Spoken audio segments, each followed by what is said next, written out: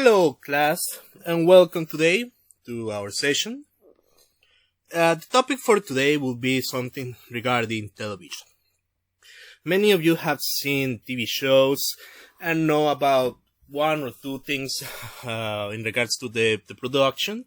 However, it's not easy as it seems. Sometimes it has a lot of qualities and factors that we take beforehand. And today, we're gonna see some of the advances of TV and how media has presented it properly. We are also gonna have the usage of present tense in order to create sentences as well. And this is gonna be something funny, and we will try to explain as much as we can in regards to both the creation of TV, how TV genres work, and the usage of present tense. So let's begin.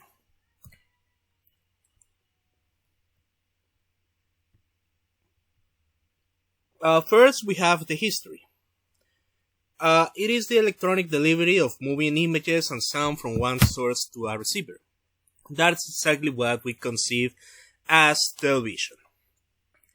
By extending the senses of vision and hearing beyond the limits of physical distance, television has had a considerable influence on society. Many programs have this quality about teaching and providing information that not many people can recognize, and it is quite the experience once that we had the opportunity to show and also provide ideas for television. Normally it takes advantage of our senses. That means hearing, listening, hearing or listening, the vision, and also how we interact with our emotions. It has a lot of factors that we need to take into consideration, and by this, it's quite the optical and visual experience. It was conceived in the early 20th century and has some meaning for education and personal communication. And it became the mid-century of vibrant broadcast medium, normally using broadcast radio to bring news and entertainment to people all over the world. It's one of those media that can be used for either education and provide news, like the anchors have shown in the last couple of years, and since at least decades ago. And I would say that it's the favorite media for people to communicate something over. Even with the advances of internet, it has only become stronger and larger by time. Also, television is now delivered by a variety of ways. Over the air by terrestrial radio waves, that's normally the traditional broadcast that we provide, along coaxial cables, cable for TV, which we have a program that is original in order to for cable, and TV shows that you can only watch.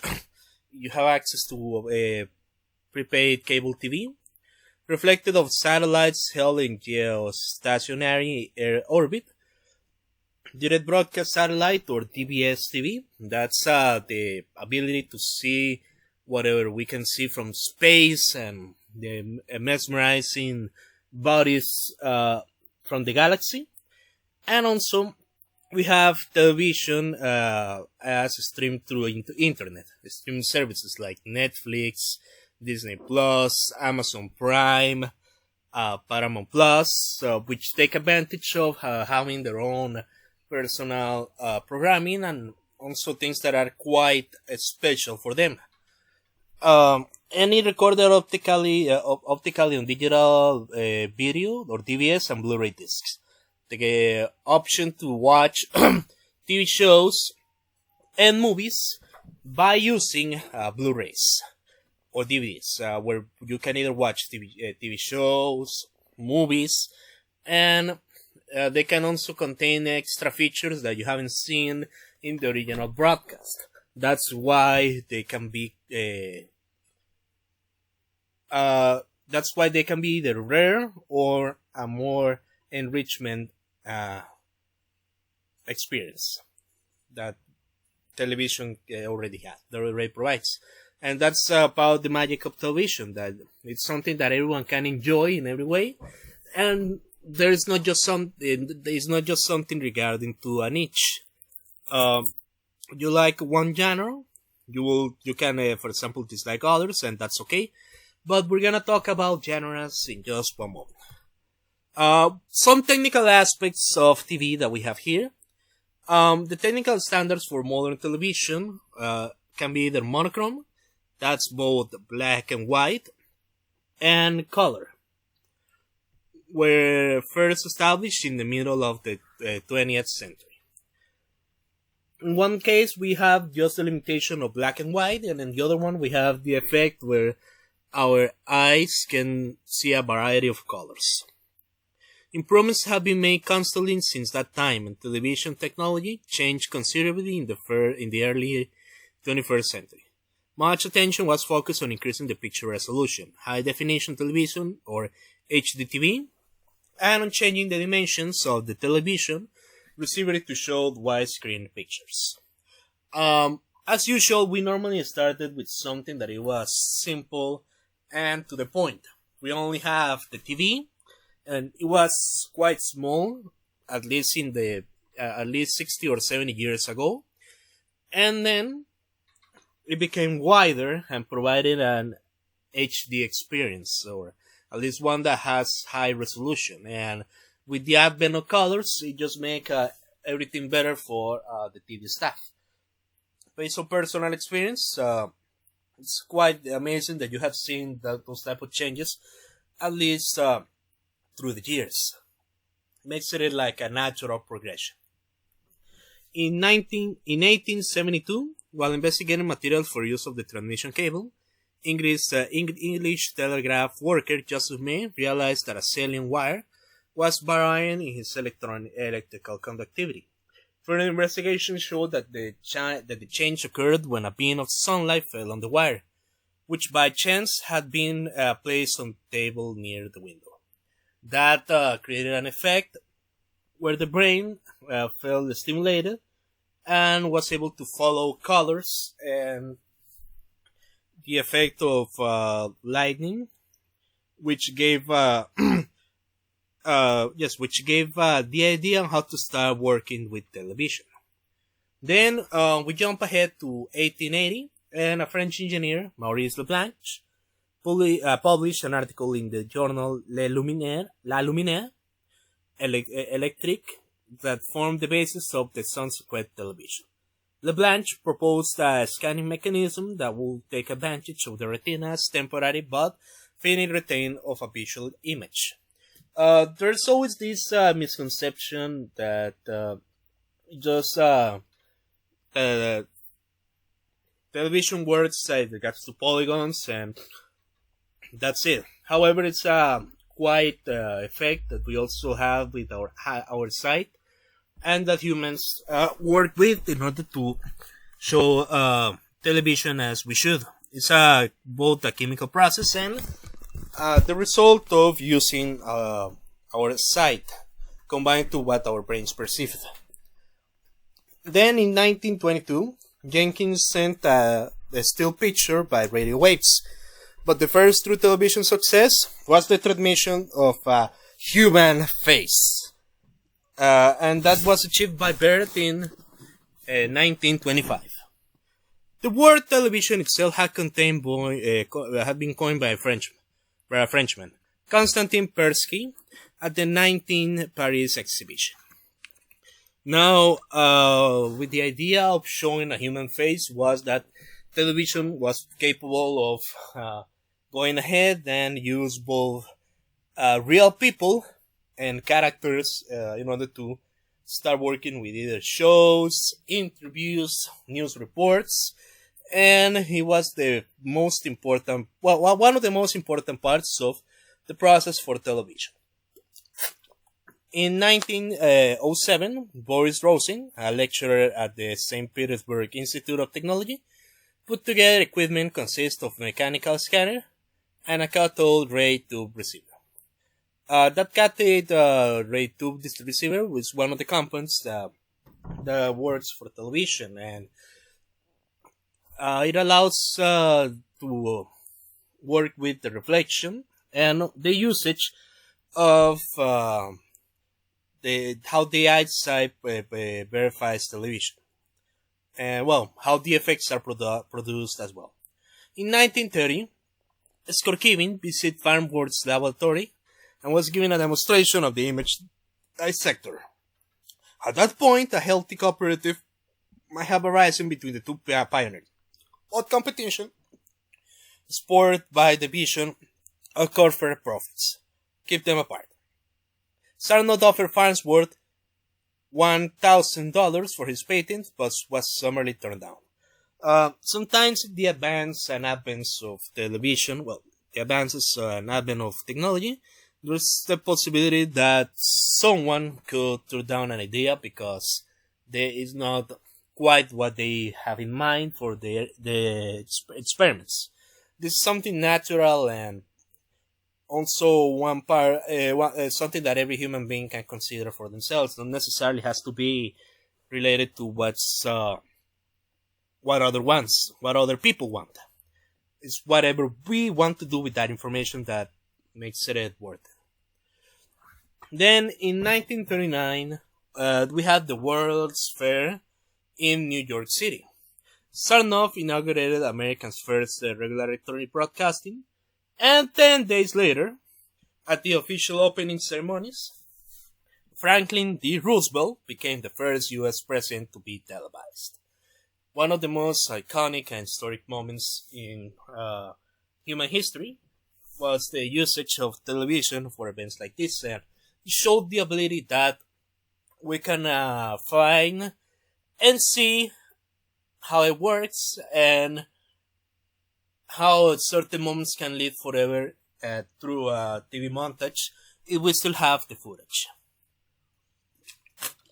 We also have from 1928 when Baird gave demonstrations in London of a color system using Nip-Cow disc with the 3 spirals of 30 apertures, 1 spiral for each primary color in sequence. Usually the primary colors refer to to 3: red, blue, and yellow. The light source of the receiver was composed of 2 gas tubes, one of mercury, the other of helium, for presentation of green and blue through a neon red. In this case, we refer to the 3 primary colors as red, green, and blue. The quality was quite poor. This is because it was one of the first attempts to run with the idea for television, and constantly it has to be improved and worked with. And through a trial and error, we went through it, and humankind was able to reach television as we see it today. There's always the possibility that it can improve and has more advances and in general. So we have to work with them, and in the future we'll see some quite enlightening advances. Now we're gonna talk about genres of television. What is a genre? It's a style that has its own idiomatic types of storytelling, characterization, dialogue, humor, and visual flair. Some of them can be conformed rigidly to certain TV genres.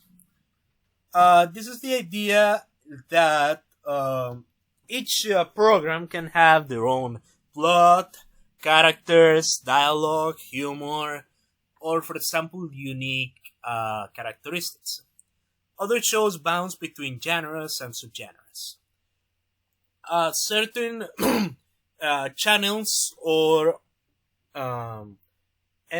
certain channels or companies can focus on a certain genre in a specific, or at least try to cover as many time slots as they can. There is not such a thing as a definite list of genres that have existed on television. However, certain genres can reoccur frequently, and had solidified the popularity over decades. That means that they have been people has been accustomed to certain type of plots, and this allows them to show and see exactly what works for them, because television is a form of escape and also entertainment, and people need that the most after a long day of work or long hours of studying. Therefore, we have the genres. Genres, I'm sorry. News programming. It counts for local evening news, daytime news, national broadcasts, or on cable networks, and weekend review programs that normally work from Fridays or weekends. Some networks run new broadcasts dedicated solely to sports.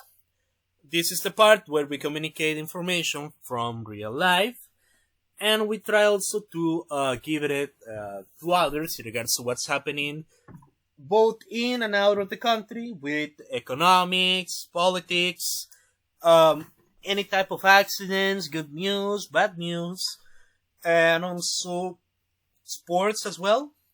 In fact, it's the most and easiest way to know exactly what is going on with the world at that specific day or moment, even if it is something that has already been recorded before, or something that can be found live at the moment. Now we have also talk shows. Talk shows or chat shows are television programs based on back and forth discussion between hosts and their guests or current guests. Daytime talk shows and weekday morning chat shows reach large audiences, but the most famous talk shows air late at night, at least from 9 p.m. onwards. Most talk shows cover pop culture, current events, and politics. In order to make a excellent or a good talk show, we need to have, for example, someone that can be dynamic and also talk about a wide range of topics. The people that has that shows the people that have that are the hosts need to be dynamic, talk fast, and have a sense of humor that can work with everyone, or at least with the majority of the crowd. It also takes advantage of the general zeitgeist by having people that are famous or at least known in the time frame where the show goes on. Normally either by projects that are popular at the moment, what are they doing, what are they known from, or what are they going to do that is being hyped. At the end of the day, it's a vehicle to both entertain the public and try to be a good PR or public relationships with the artists in general to the crowd. We also have game shows. On a game show, a team of contestants or participants that can work either by themselves or with other people call from audience attempts to complete puzzles or answer trivia questions, with prizes awarded if they win. This is something that have been done for years, and it's one of the easiest ways to show dynamics between people, or at least make their knowledge quantitable, and at least worth of either a high amount of money or prices that make sense. It also allows people to show that anyone can do what they are doing, and also provide a guest that has a good dynamic with whoever is participating at the moment. We also have a variety show. It's the type of show that highlights talents of their guests, either by musical acts, dancing, stand-up comedy, or a sketch. A variety show evolved from the Victorian era and have a peak on television in the United States in the mid-20th century to and some of them still continue to this day. The difference between a variety show and a game show is that a game show is a competition where someone has to win. Variety show is just to highlight the talents of the people that are participating there. Either they have a good dance routine, they are good with jokes, or they want to show something that is either unique or properly for television. Recently, we have the singing competitions where people show their abilities through singing, but we also have variety shows for other things and for comedians. An example is other option that has entertained people for years. Um, Speaking of comedy, we also have a sketch. A sketch is a variety of multi-person comedy sketches, and comedic styles on these shows range from either goofy slapstick to satirical black comedy. We have both innocent comedy that just wants to make people laugh, or something that can be valuable, or at least show certain knowledge or understanding of whatever is happening in the world at that moment in particular. Many of those sketches use their timing or how charismatic the actors are. At the end of the day, it depends more for the comedy of people, because whatever makes you laugh, it will be different to whatever makes me laugh. So it's something more subjective that people can think about or of. And they are also necessary because we need some laugh about what is going on at the moment. If it is with at least some touch and also cleverness as well. We also have sports. Sports programming earns some of the highest ratings in television because people are usually interested in what is going on with their favorite team. Unlike many other formats, bringing a sense of immediacy and urgency to the viewing experience. Normally, they talk about different sports, the results of a game, a match, whoever is winning the league, who has the most points, who is on the first place, who is going in the distance. And he also uses hosts, like in a news report. And it works in the sense of knowing or be up to date with whatever it's happening with these sports. And you can also focus on whatever you like or which sport is your favorite one. We also have sitcoms, or short for situational comedy. Sitcoms tend to deal with families, co-workers, or a group of friends. Some have static sets with multiple camera in fixed positions, and these are called multi-camera sitcoms. Others are more like feature films. They are called single-camera sitcoms. Some can be animated, and we have certain examples that people know, like Friends, The Office, The Simpsons, that I would say that is the most known animated sitcom. And it can either go from either normal or regular situations to surreal ones. At the end of the day, some plots that can be resolved in less than, in the 30 minutes that the show has, and it provides good laughs and just time to forget about what's going on with your life. We also have sci-fi and fantasy. Science fiction and fantasy shows are popular in cable and streaming platforms. Fantasy genre and sci-fi genre can range from either pseudo-historical epics to sci-fi dystopian noirs, and can influence everything from time travel to sword battles, or paranormal activity as well. One of the most known examples is Star Trek, that it's about space travel and how to deal with different species. In television, it has a show, Resurgence, which shows like that one, or also Battlestar Galactica, Stargate.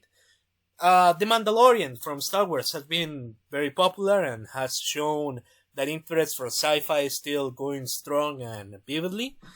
And at the end of the day, it's one that has more serialization, or at least things happen from one episode to the other, and people change, develop, and relationships grow as well. It has both a sense of wonder, comedy, and also at least sometimes an spot that you can learn something or apply on your real life, and that's really valuable as well. And why people still need to, even if, for example, use it in little examples of their life, show interest in TV and the time that it provides to have good spare time as well. We also have soap operas, the favorite genre from either mothers or people that enjoy drama. Soap operas tend to feature improbable plotlines and melodrama. Their names come from detergent companies that used to sponsor daytime dramas, aided the housewives in the mid 20th century. Some soap operas are medical dramas, while others deal with mostly romance. Prime time soaps enjoy enormous popularity. We had things like situations from hospitals or rich people that have to deal with really strange situations, and they can be either quite bizarre or going at lengths that we didn't think of in the first place. But at the end of the day, they are also another way of entertainment. We also have reality TV. Reality television tends to emphasize ordinary people rather than big stars. Some reality shows are competitions, while others claim to show a slice of real life. This merged the two, introducing a competitive element to real life activities like dating or home renovation. Reality shows try to show whatever is happening in real life, and they can work either through regular situations like people in their daily lives or through a surreal fact that make them quite knowledgeable for other people, or competitions where the winner has a huge prize. What makes reality shows compelling is the idea that you're watching everything unfolding without any restrictions, and that's why it's important to also take that into consideration, and that has a place in pop culture. The principles of television, we have some of them here, like the usage of senses, show the difference of colors, also the difference in between how some quality can affect, or for example that it shows whatever your eyesight can see, and also the changes and the flickering as well. Now we're gonna talk about present sentence tense. It's a type of sentence where a verb has two main uses. We use the simple present tense when an action is happening right now, or when it happens in a daily basis, or unseasonally, which is why it is sometimes called present indefinite. Depending on the person, the simple present tense is formed by using the root form or by adding s or s to the end. The other is to talk about actions or occurrences. For example, Pauline practices the piano every day. Miss Jackson travels during summer. Hamsters run all night. This specifies either something that is happening right now or something that is an occurrence for daily life. Typically, when we want to describe a temporary action that is currently in progress, we use the present continuous. Pauline can come to the phone right now because she's brushing her teeth. We have here the structure for simple present tense. In a simple present, most regular verbs use the root form, except in the third person singular, that ends in s. And we have examples like I write, you write, he, she, or it writes, we write, you write, they write. For a few verbs, the third person singular ends with es instead of s. Typically, these are verbs form root form in ends in o, ch, sh, th, ss, gh, or c. I go, you go, he, she, or it goes. We go, you go, they go. For most regular verbs, you put the negation of the verbs before the verb. She won't go, or I don't smell anything. The verb to be is irregular, and which shows I am. For second person singular, you are. Then for third one will be he, she, or it is. For the first person we have we are. For second person is you are. And for third person is they are. How we can make it by using present negative?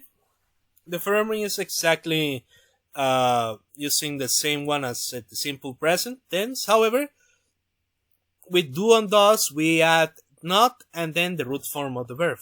You can also use contractions like don't or doesn't instead of do not or does not. An example would be Pauline does not want to share the pie. She doesn't think there is enough to go around. Her friends do not agree. I don't want pie anyway. To make the verb to be negative, the formula is to be plus not. I am not a pie lover, but Pauline sure is. You aren't ready for such delicious pie. We'll say the example. How do we ask a question with the present tense? The formula normally goes in the present tense is to use do or does plus the subject plus the root form of the verb. For example, do you know how to bake a pie? How much does Pauline love pie? Then we have some common verbs in the present tense. Normally we'll go to and then the verb. To ask, to work, to call, to use, to have. And then if we use I, you, we, or they, it will be ask, do not ask, work, do not work, call, do not call, use, do not use, have, do not have. For he, she, or it will be asks, does not ask, works, does not work, calls, does not call, uses, does not use, has, does not have. And the verb to be in the simple present for infinitive will be to be. For I will be am not. For you, we, or they will be are not. And for he, she, or it will be is or is not. Now we have the activities for today. We're gonna make groups of 3 to watch this particular video that I brought. Then pick a TV genre and then create a sketch based on it. We'll then provide the feedback once that you have recreated this, and I'm gonna give you at least 40 minutes to work with this. For the second activity and the rest of the class later, you're gonna watch this particular video, and then you're gonna practice news flash report using a present tense and pair of sense. After seeing an example from me, I'm going to provide you with a sheet that you will use to work on this, and then you're gonna write what is happening here. Also, with activity 1, you're gonna have this procedure where you're also gonna write a report as well, like if you were showing a review from the TV show. And for the second activity, you're gonna show the present tense sentences through usage of present tense in verbal way. So, any questions, guys? No? Okay, I'm gonna be here if you need any help in regards to what's going on with the first tense, with the first activity, and once that you have everything together, we're gonna see later. And then I will show you what we're gonna do with the second activity. That's gonna be the case. Good luck, and also please ask me any doubts that you have. And take care. We're gonna see you around in a couple of minutes, in some minutes. Bye. Take care.